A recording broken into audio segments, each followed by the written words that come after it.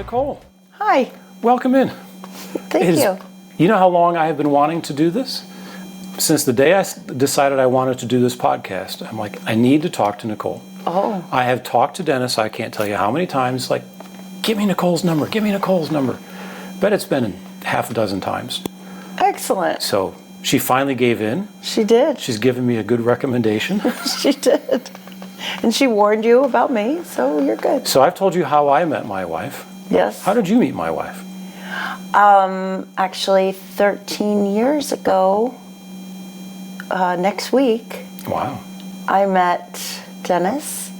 I was painting in the yoga studio that everybody said that they would be there to help, and then it was just me painting and maybe some tears. But and she walked in and said, I want to teach for you. And I was like, yes, please. She just came in out of the blue. Yeah, her and Sydney. And she said I was in the area and I saw that you're going to open. I wasn't even open yet. And I had no idea of what I was going to do either. There's a long story. And you thought to yourself, learned how to lock the door. No, here she walked in and she wanted to help, and I was so grateful that she was sent to me, just like I was told to open the yoga studio by a higher power. And this is over at the old mill. So you're in a different location there now than you started out in. I've been in 3 different rooms. This is the 3rd room. First room was a little wonky shaped. I think I remember hearing about that. Yep. I think there were some people that could actually be in the class and not see the instructor. Oh yeah, because it was like a weird, and then we had some poles, and then I didn't have enough people coming, so I had to take my dad's fish tank and put it down there as, calming influences or whatnot. And then as soon as we needed the space, shortly after there, I had to get rid of the fish tank, and then I had to take out some random walls. That's the big joke, is I go in and I just demolish the room that they had as office space before, whatnot. And so then our first anniversary, I got a room up the hall. We painted that orange. We ripped out all of the drop ceiling and all of the things, because it's in a 150-year-old cotton mill. Right. So it's amazing, and it was like turned into offices. It's sacrilegious. So Is it true that the timbers and the boards in there talk? oh, you feel them. That's for sure. My 150-year-old hickory floors are very imperfect. It's really cool. They have looks like little staples, little metal shavings, and there's a story behind it. They're all cool until you brush up against them or they rip your pants or something. But they tried to scoop them up back in the day, because they produced cotton they milled the cotton for prison uniforms and mattresses. And so there's all kinds of stories in there, and you can see where the machines were in the hickory floors. And so then there's all these random little metal shavings, and they tried sweeping them up apparently, and that didn't work. And so they made these big metal drums and they rolled them into the floor. Okay. So they've been there since they started. So yeah, but you can feel the energy as soon as you walk into the space. And then we closed both of those 2 spots up and moved into the big space that has stone walls and all natural windows from the floor to the ceiling. And it had 12 different office spaces in there and a drop ceiling. And I went in there and demolished it. I ripped out everything.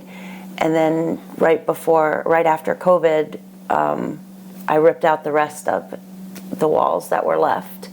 And so now it's just a sweeping, huge space. And I had it painted and everything. It's gorgeous. So you started out, you say, 13 years ago. Did you expect to be doing this still 13 years later? Or did you even expect... When did you think that, I'm going to be a yoga instructor and I'm going to open my own studio And then when did you get the sanity to realize, well, that was a dumb idea, but you stuck with it? There was those moments. That's true. Actually, I got Graves' disease, I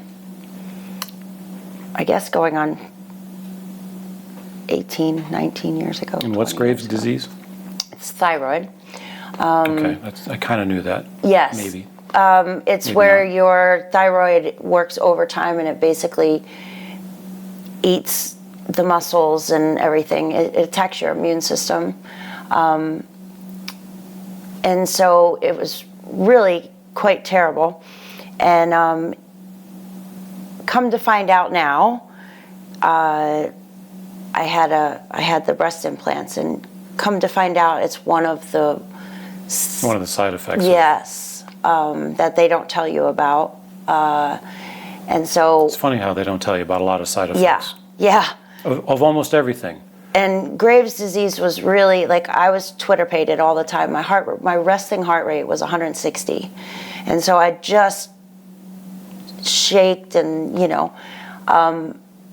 in my more formidable years, we would go to the hardest yoga we could go to and just be beaten up, and you leave and you're all enlightened. But we went for the workout more, like, to get a better attitude as well. But it was probably after a couple days of partying. So that's what we did to feel better about it, I guess.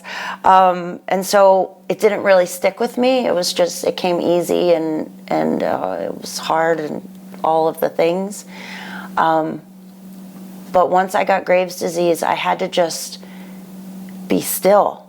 And that was really difficult for me. That's usually not the recipe for let me go open a business. Yeah, no. Well, within 3 months, so I had to go to the hospital and have all these radioactive tests done and everything, which was terrifying and awful. And I just didn't feel good and all of the things. So I would try to remember the yoga, but I couldn't really do anything because I was just so, if I did anything active, I probably would have stroked out or something because my resting heart rate was already so bad. So I was basically doing what we call now yin yoga, which I didn't know what it was back then. I just would try to remember. It was more meditation, Right. sitting in stillness and not getting up to do everything else because you don't want to sit there in your own shit, basically. It's learning. And then your learning is turned up because everything's turned up. You're just Twitter-pated. Yeah, that would be quite alarming, I think.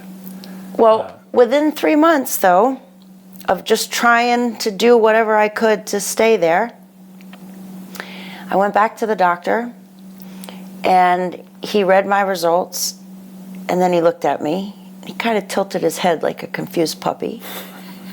And then he read them again, and then he looked at me, and he says, "Well, Miss Zimmer, your body seems to have cured itself, which is unheard of with Graves' disease. And 3 months ago, we thought you were in a thyroid storm." And I said, "No, sir. God and yoga did that. I can't believe what you're saying, but I will take it. Thank you. Can I have that in writing? I'll be on my way now."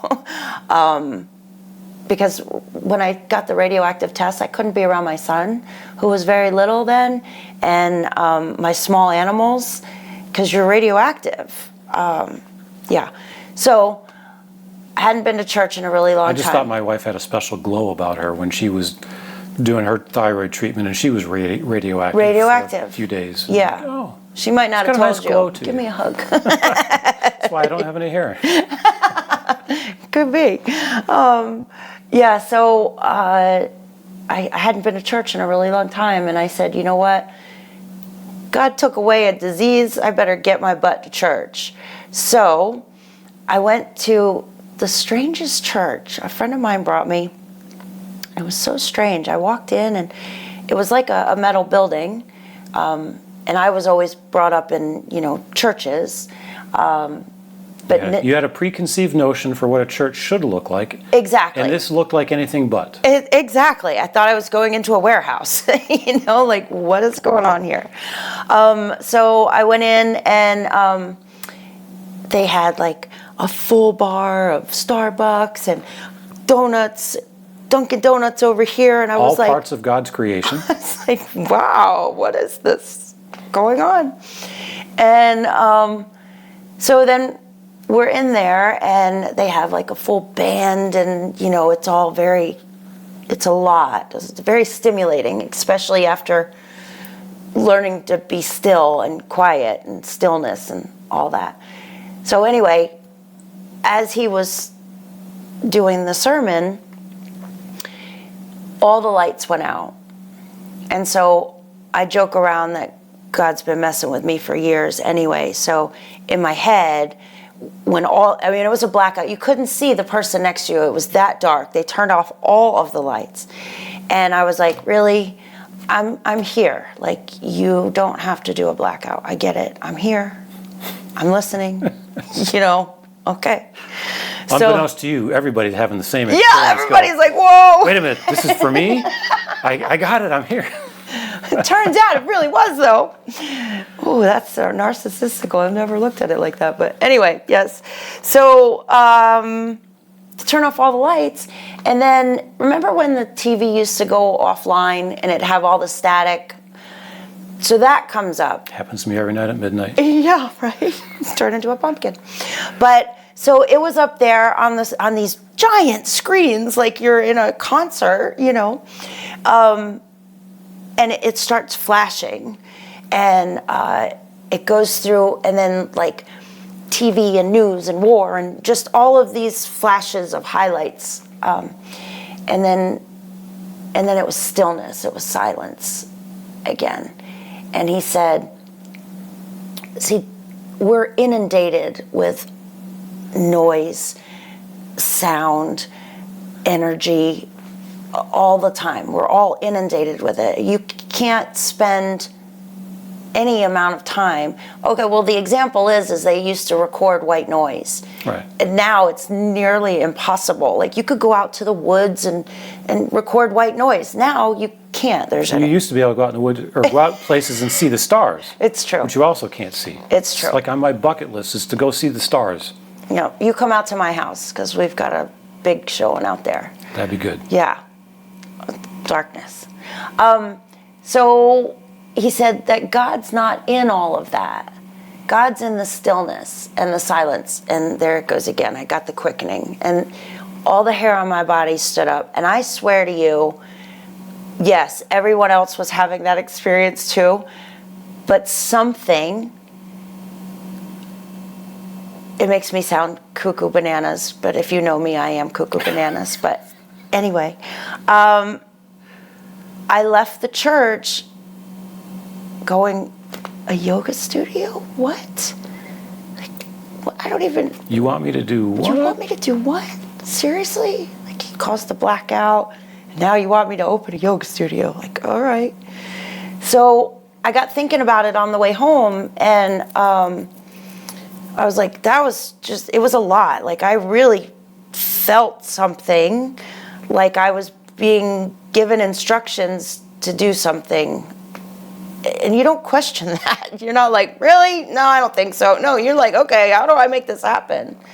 So I thought about it all the way home, and I was like, I don't even know how to do yoga. We used to party and then do it, like, I'm just sitting here. And so then when I got home, I started making calls. And the studio in Columbia that I would go to, I couldn't afford that because I just moved home. And I called a random number in Charlotte, North Carolina, and the sweetest lady answered the phone, found out where I was from and why I wanted to. I said, I have to be trained to be a yoga teacher. I don't know. And she's like, you could stay with me. I already had a friend that I could stay with, but all the doors just started opening. Like, even though I was totally confused, I would just step through them. As they say, seek and you shall find. And so every time the door would open, I would go. And then the funny story, that was really long, I'm sorry. See, you don't have to worry about talking too much this time. Cut that part out. Anyway. We cut nothing. Yeah. Oh, no, because I just forgot where I was going. John, where was I going? You were going down the path the doors keep opening. Oh, okay.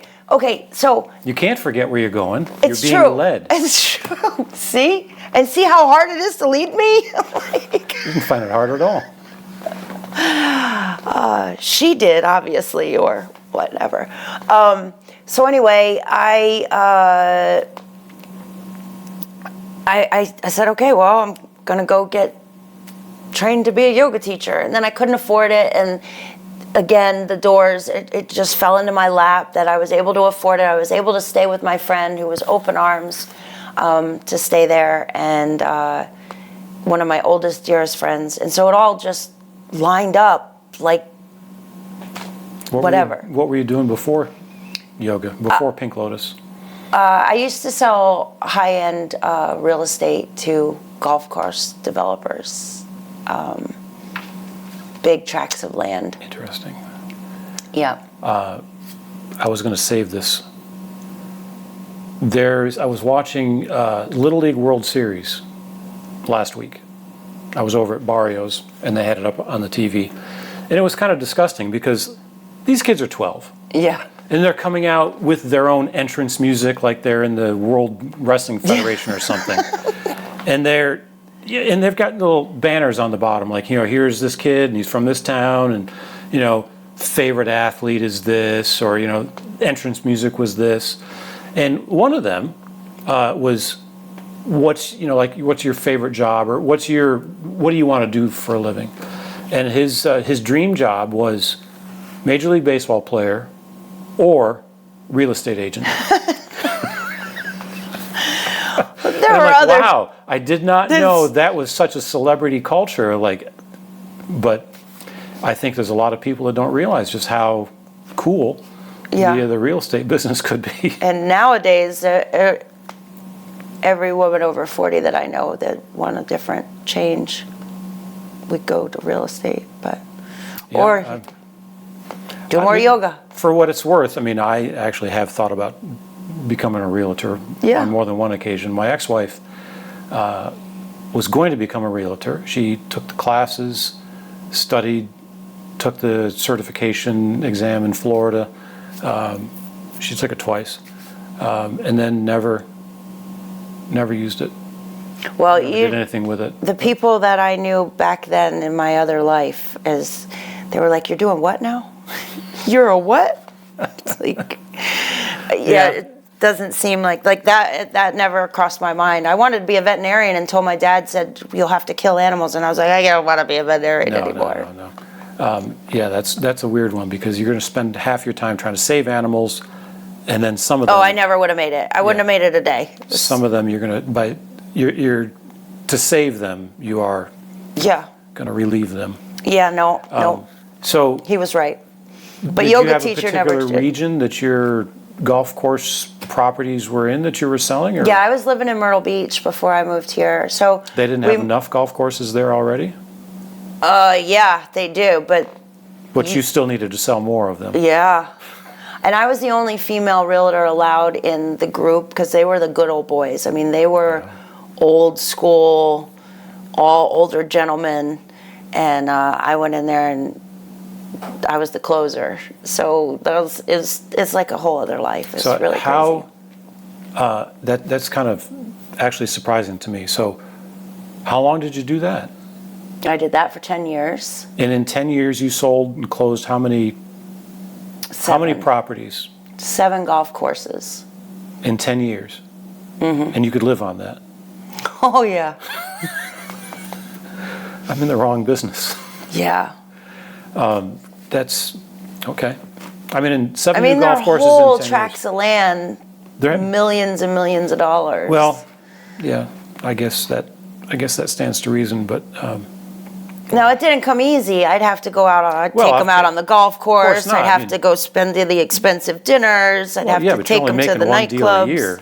You what? You're only making one deal per year, so there's no doubt you put in 50 weeks of work on Yeah. each one. I mean, I'm not suggesting that it was a Yeah. life of luxury of Oh, no, no, no, just no. sitting around doing No. nothing. But I was very fortunate, though, because, So like how I did said, you no get other into that? women would even. How do you get into the business of selling tracts of land for golf courses? I started out. Was this on a posting on the? No, I went and community bulletin I board? wanted to.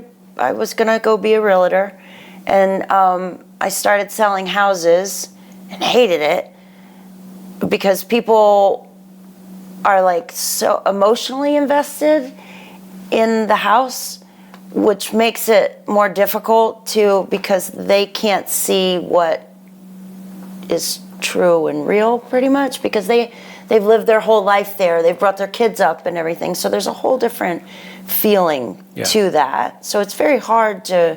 They're also not investors. Exactly. Yeah. The investors are just. I just want to know if this land over here is going to be useful for a golf course, yes or no. Yeah. And I don't have my heart stuck in it. Yep. You know, it's not like this is going to make or break the way my family is going to live for the next 20 years. And one of my really good friends took me under his wing, and he was later. He must have been in his 60s back then. So I was lucky enough to fall into that. So But if we- boy, they didn't like female realtors at all. They'd rag them all the time. But then I got to heckle them on the golf course, and so it was all a payback thing. Yeah, I definitely have some golf course etiquette stories. But so roll it back a little bit farther. You're from this area, right? No, I'm from New York, upstate New York.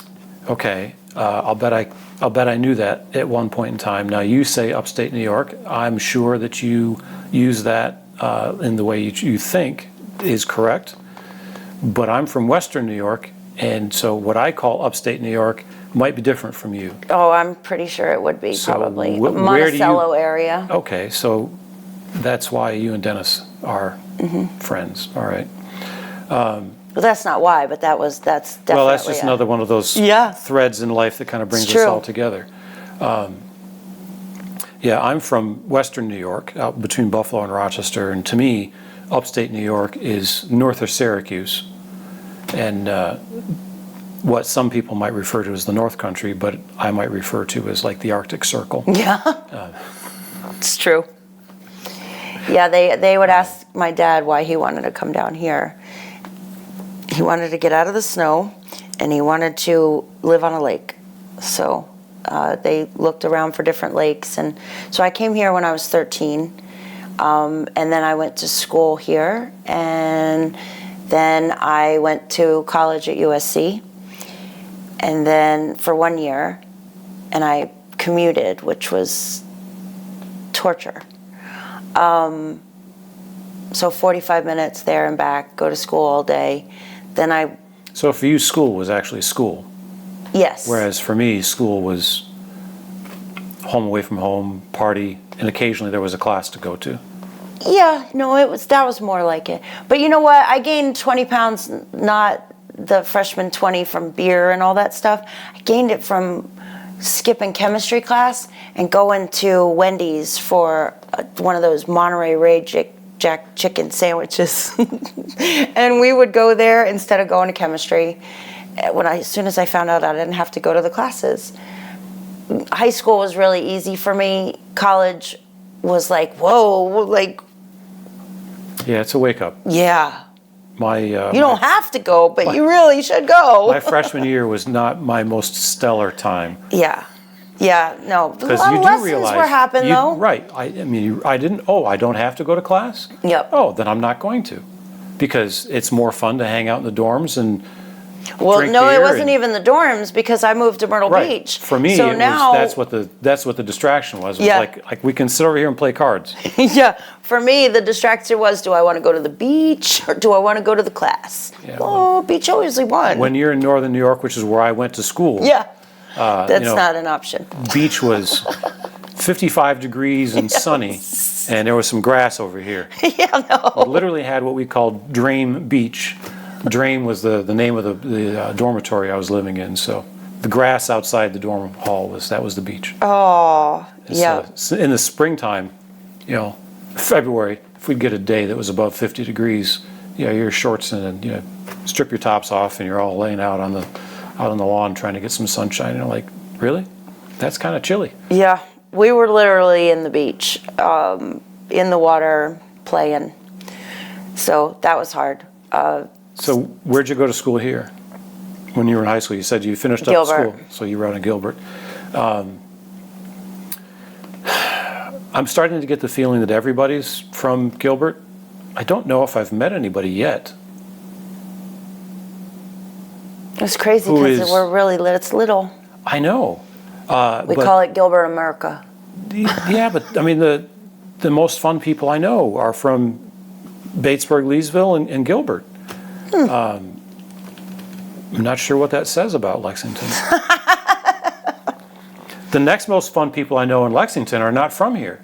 Yeah, They're from, we're all outside. transplants. Right. I know Lexington has always been a small town, but I guess I didn't think it was quite that small. But Yeah, they used to call me the damn Yankee, and I said, no, I'm the effing Yankee because I came to take over. yeah, well, I found that out when we first moved here. Somebody said, you're a damn Yankee, and I'm like, well, okay, but I didn't know it needed to be profane. They're like, so let me tell you what the difference is between a Yankee and a damn Yankee. So it got explained to me, Oh, yeah. and I'm like, oh, yeah, well, I'm not leaving, so all right. Yep, so you're a damn Yankee. That's right. And I have to say that it's been interesting. I ran into a guy, somebody else at Barrio, about a week or so ago, and he is originally from Long Island, and he's been here for about 4 years. And he was asking me he says, is there some kind of secret society around here? Because everybody seems so nice that, he says, it's nothing like what it was where he was on Long Island. Yeah, no. He said when he left there, he was selling his house. There were literally people would come over and they wanted to know who he might sell his house to. He says, and I was always under the impression that the people in the South were much more closed, and they didn't want anybody infiltrating or anything like that. He's come down here and he says it's anything but that. It's true. When I moved here, like I said, I was 13. The kids already knew my name. They already knew. When I got there, they were all so excited to talk to me, and I just slipped. You did. I did. I slipped. I got that. But that was the big thing. That was almost a Long Island They accent. loved hearing me talk, dog, coffee. They would say, "Oh, say it again," But they like were an always Italian from so New York. kind. Yeah. No, German actually, but Yeah, but the Germans don't talk like that. I know, you're right. They do in New York. But, That's not even quite a New Jersey accent. well, my ex-husband was Jersey, so that's probably, I don't know. It's all a mixture, and then every Well- now and then it'll slip out Southern. But if I'm drinking, the New York comes back. I don't drink very often, so it's good. But when I do, I don't drink often, but when I do drink, the New Yorker comes right spanking out of here. it really does.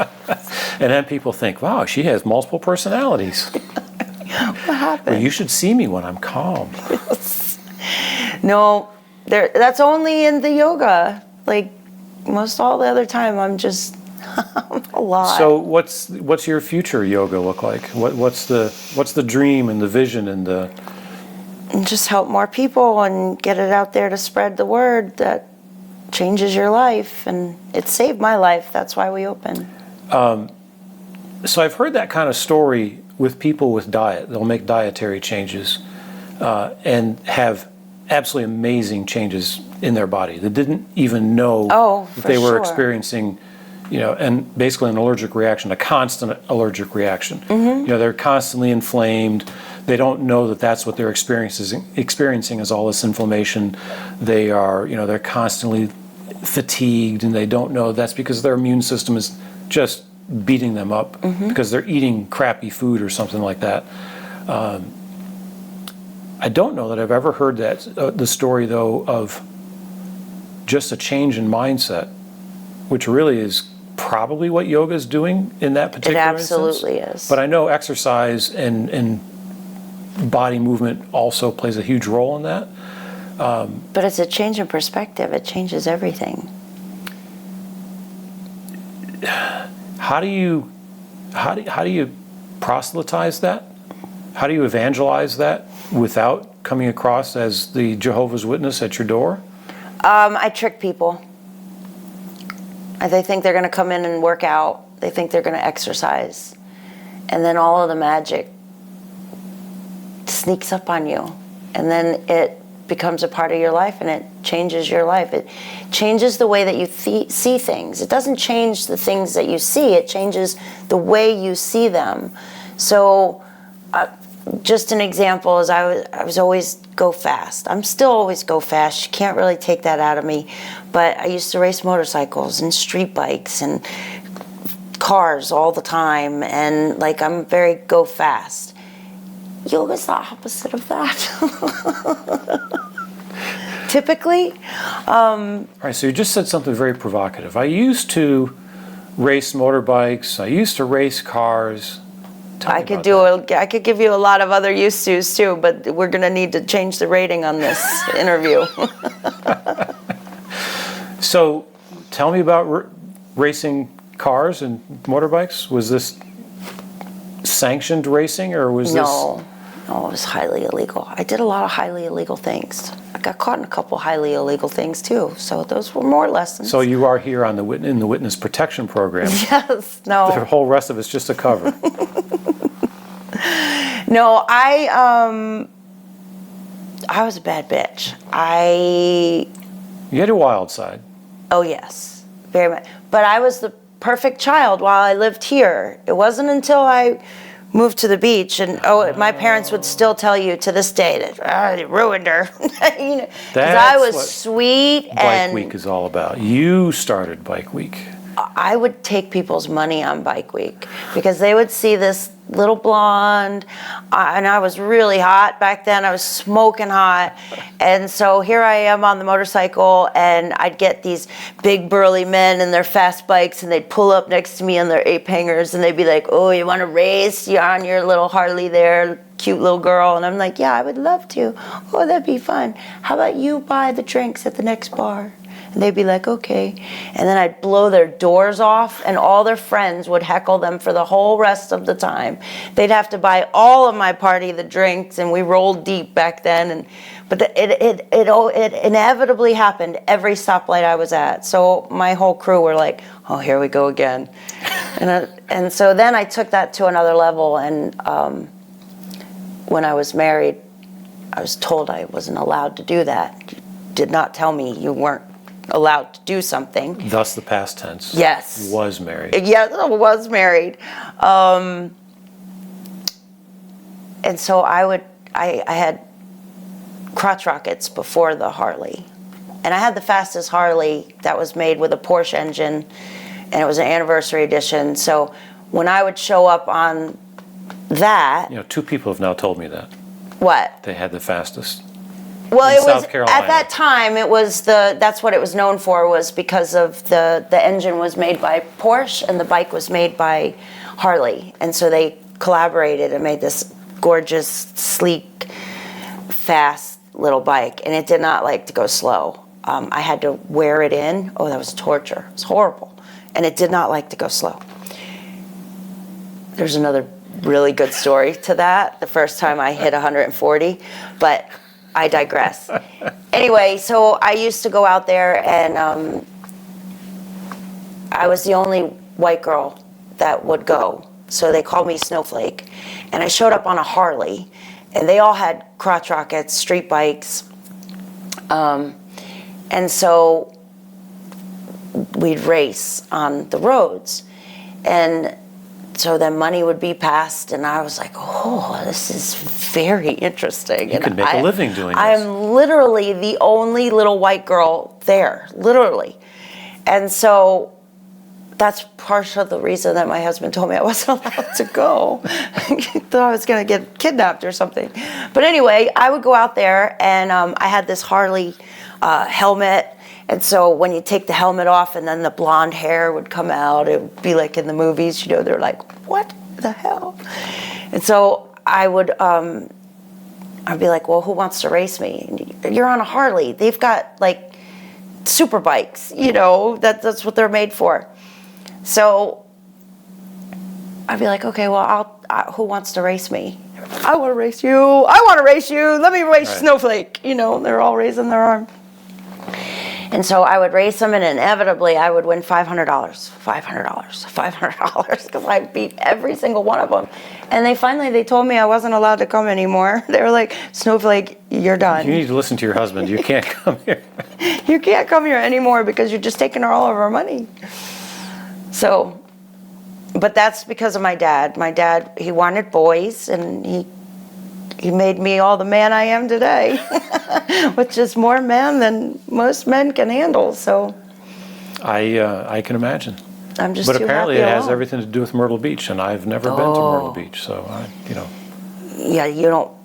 Yeah, I stayed a long time, and then Daddy told me to come home, and I said I was not coming home, and Daddy said you're coming home, and so I came home. And I was pregnant, so Daddy said, I get rid of you, and now you come back double? Hell. there was only one of you when you left. That's right. So, yep, I was 33, and that was my That was next before change time. of the chapters. Yeah, that was the start of a whole new life. Already had 14 of them up until then. But it's still, while that is let's say, remarkable difference between the life you're leading now, is it really that different? I mean, the behaviors might be different, but is the mindset really any different? The mindset is not, you know, I spoke with this with one of my friends that he's like one of the most enlightened people I know. And the way you do one thing is the way you do everything, typically, for most people. So, yes, what you said is very... You're embracing life in all of it. Yes. And you're embracing it fully. You're not Absolutely. You're not the kind of person that is just, yeah, I'm going to try to do this a little bit. No, You know, are all in. All in. You're like, I could just go to yoga class, or I could open a studio, And do you know that... and I could run it through COVID. And they and survive COVID and the 2015 flood that washed away half of the old mill, which we were untouched. I was just talking about that yesterday with somebody. Yeah. And I opened in 2011, which was a recession. So people were like, yo, what are you doing? I was like, I don't know. God told me to do it, so I'm doing it. Like, what do you... Good thing that population keeps growing around here. Holy cow, right? Everybody needs yoga, honestly. Some people don't need yoga at Pink Lotus. But they need yoga. They just need to... Were you over at the old mill yesterday? No. There was an accident up front. And I saw a picture. I'm like, how the heck? Dude, one of my yogis that was in there, she left the class. They heard, as soon as they sat down, they heard the bang. Then they went out to the window to see what happened. And she had a picture. Her car was parked here. The truck was up on the... She have a little gray car? Yeah. It was right car. there. She couldn't come back into yoga because she had to write the report to the cops that her car was fine. But she showed me the picture. It was literally 3 inches. 3 inches. I wondered about that. Yeah. And I'm like, how does this happen? That's what I was like. And it's at that light. That light is terrible. They need to do something with that light. How does that happen right there? Medical emergency, apparently. But I'm like, how fast do you have to be going to have a pickup truck that goes flying through the parking lot? And I mean, literally a trailer flying. was turned over, too, apparently. Was that not on the... I mean, all I saw was a trailer. I don't know if that was on the and a truck pickup or not. I guess it would be if the truck was They said there was like a that. collision, but I'm like, between How the did you trailer? get there? I have no idea. But, so, I mean, one of the things that always kind of strikes me about that location you're in at the old mill is you're right there on the street. Yes. Are you able to actually have a class where you don't have an ambulance or a siren No. or something go by? Nope, and it inevitably happens in Shavasana. As soon as everybody closes their eyes and puts their lavender cloth on, there's the siren, or there's the big truck, doom, doom, doom, doom, you know. But yoga teaches you to, and I have to take that too, because we've had a couple times lately where I do yin, which is all a quiet practice. It's an introspective practice. So me being the teacher and the studio owner, I want them to have the perfect environment. Well, they're doing bingo downstairs, drinking and bingo. And we're doing quiet, lovely. So I'm having to crank up the relaxing music. So it's kind of like in a concert of relaxing music and the birds and the, sounds you know, all so I'm relaxing. trying to turn it up. And you cannot help but, they were all giggling because she would go, B37, and you would hear it up through the floor. And so at one point... And you're thinking, be still. No, what I was thinking, again, this would have to be another rating. That's what I was thinking, but apparently I said something out loud, and I'm being recorded because I do the Zoom as well. So I tried not to upload that one because she did it again and again and again, and I was just trying to make them not notice, you know, and so I'm fighting it, knowing that that's not what I'm supposed to do anyway. But at one point I was like, oh, fuck me. And I got up to go turn the music up louder, and then I realized that I just said that out loud, that it wasn't in my head anymore, that it was screaming just a few minutes before. Just one of the people on the inside. Yeah, I have found that if I sit quietly, it's not really all that quiet. There's several people Yes. occupying this space, and it's part of the, you know, we're all connected. Yes. So I think, you know, there's some other people that I'm kind of connected to in the collective. You know, that little voice will be back here saying this. But Yeah, see, this little voice over here will say something else, and it's like, hey, can we all shut the heck up in here? I'm trying to get some work done. It's true. It is very true, and that happens all the time. The key is not to, like, okay, the one little voice says, oh, I'm hungry. The next little voice says, oh, yeah, well, I'm uncomfortable. The next little voice says, oh, let's go eat some food. And then you take that to the next step, because then you're like, oh, as soon as I get up, I'm going to make a grilled cheese with tomato, and, you know, and then you fall into the rabbit hole. That's the opposite of meditation. Meditation is not emptying the mind, because then you'd be brain dead, and that can't happen. And I don't think it's possible to empty your mind. You can't. It's impossible. It is an impossibility. But Although I've met some pretty empty-headed people. yes, that's true. You could have said that before I moved to Myrtle Beach too. But it's the retraining of your brain, because the brain is basically the processor. You're an engineer. You get the computer vibes. So it's the processor. It's meant to put out all the information. We have to decide which of the information is what we're asking for.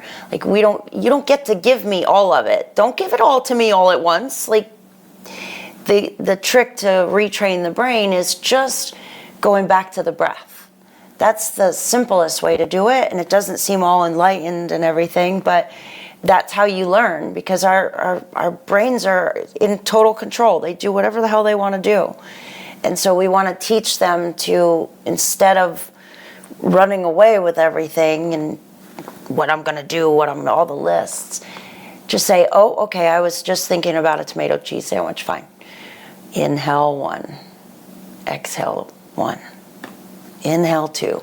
So that retrains the brain to think, okay, well, I'm not going to get away with just running around and thinking everything all at once. See, for me, there's an analyst in here. Oh, yeah. In addition to the guy that's talking about the cheese. And the narrator. Or the grilled cheese sandwich, right?